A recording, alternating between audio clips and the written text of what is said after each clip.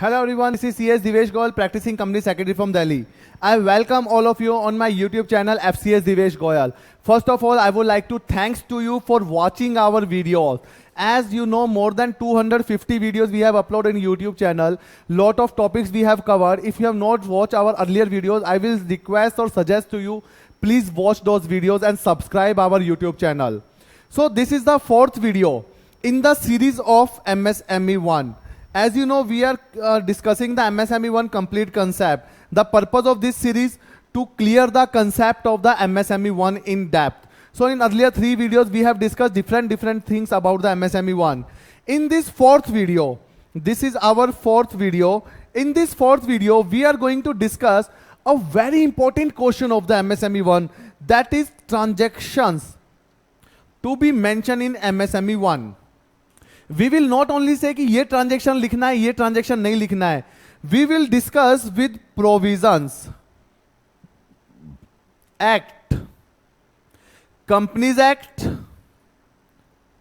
as well as MSME Act.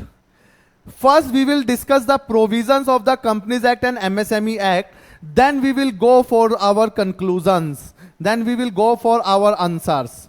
So as you can see, as I mentioned there, we have received the queries from the many WhatsApp groups and the social media platform regarding the details of transaction to be mentioned in the e-form MSME 1. As we know, there are lot of confusion in this form since inception.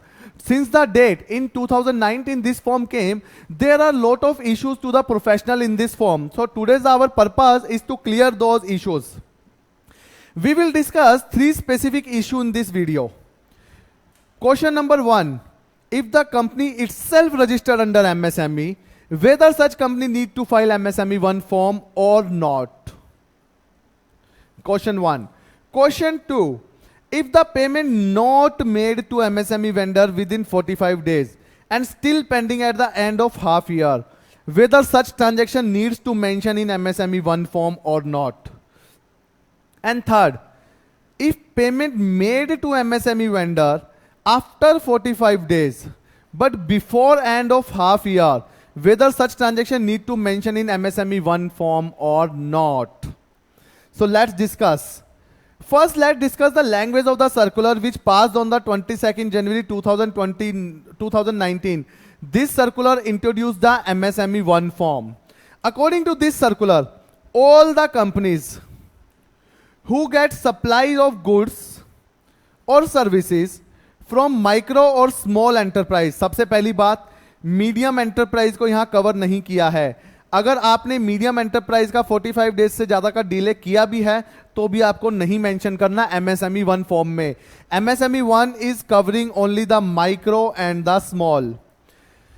So if you have received the services from the micro and small enterprise and whose payment to micro, small and enterprise exceed 45 days from the date of acceptance or date of deemed acceptance, then company shall submit a half yearly return in MSME 1 form. So provision is very clear कि अगर आपने 45 days में अपने micro या small vendor को payment नहीं दिया goods और सर्विस के against, then you are have to file this form.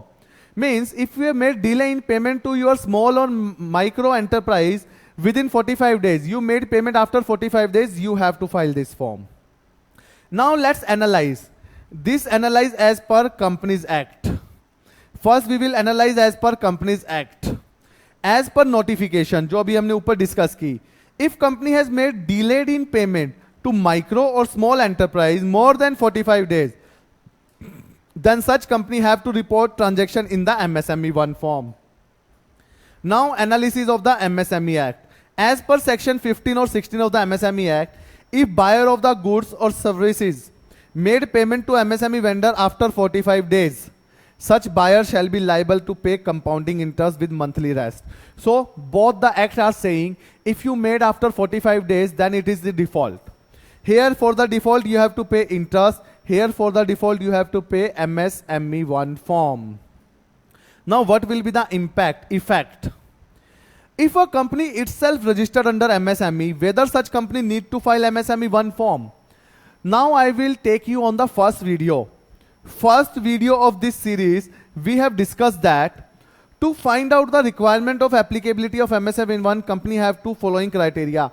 In the first video, I have discussed 2 points, 2 checkpoints, कि you have to fulfill both the checkpoints to comply with this provision. Checkpoint number 1, company must have MSME vendor. Checkpoint number 2, company must have made default in MSME tender by 45 days. If both the above criteria fulfilled, then such company have to file MSME form with ROC. So, whether company is registered under MSME does not affect the requirement of MSME 1. Doesn't matter your company is registered under MSME 1 or not. But if your vendor is registered under MSME and you made payment after 45 days to such vendor, you are liable to file MSME 1 form. Question number 2. If payment not made to MSME vendor within 45 days and still pending at the end of half year, whether such transaction need to mention 3 things. Payment not made, 45 days expired, end of financial year, end of half year ended. 3 things are there. Whether we have to mention this transaction. So as per the combined reading of the notification of the MCA and MSME Act, answer of this question shall be like this. As per section 15 of MSME Act, company have to make payment to vendor within 45 days of the acceptance of goods. As per 16, after 45 days, company have to make payment to vendor along with interest. As per MCA notification, company who got supplier of good or service whose payment exceed 45 days need to file MSME 1.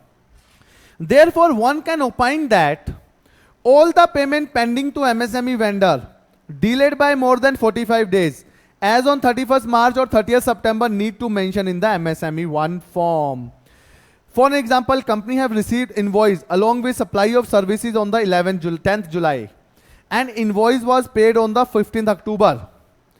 Invoice की date है 10th July, payment date है 15th October, as the invoice paid on 95th day instead of 45th day. Therefore, it is default as per section 15 of the MSME Act. MCA by MSME 1 form want to get information all such transaction. Therefore, this transaction need to be mentioned under MSME 1. Third question of this video, if payment made to MSME vendor, वहां पे last second question में बोला था payment not made. Here payment made after 45 days, but 45 days expire. Before end of half year means at the end of half year amount pending नहीं था. At the end of half year amount was not pending. So let's analyze this question.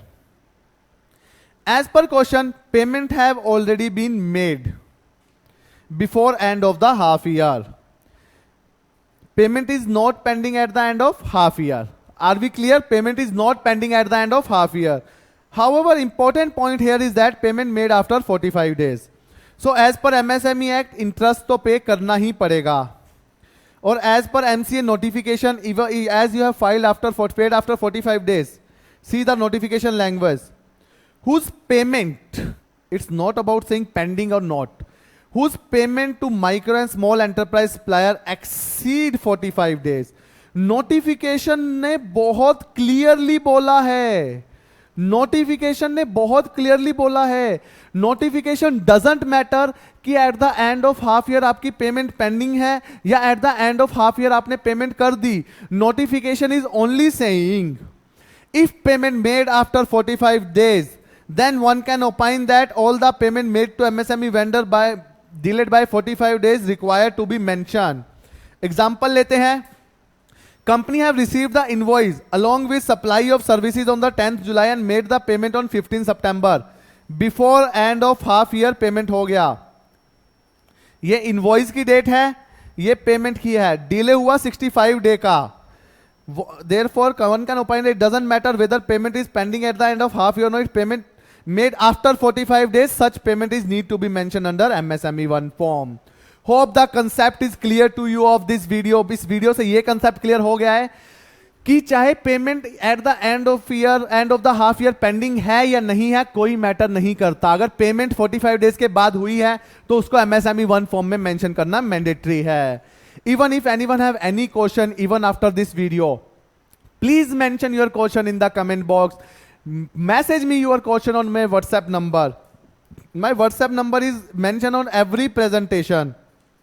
Even again and again I'm saying you can follow me on Instagram, Facebook, LinkedIn to get the regular updates. So hope you like this video. Please subscribe the channel, share the video with your friends, colleagues. Thank you so much.